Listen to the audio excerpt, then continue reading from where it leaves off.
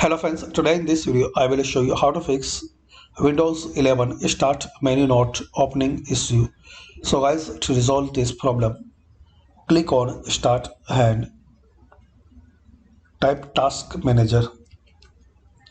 Open task manager. Now here find out Explorer, Windows Explorer, select it and restart, and after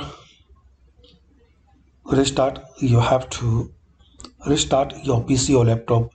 And guys, still you are facing problem after restart, so you can try scanning method. So click on start and type SCMD, right click on command prompt, run as administrator, and type here sfc space slash scan now. So type this command line and press enter. Guys, it will take some couple of minutes, so wait and complete this scanning.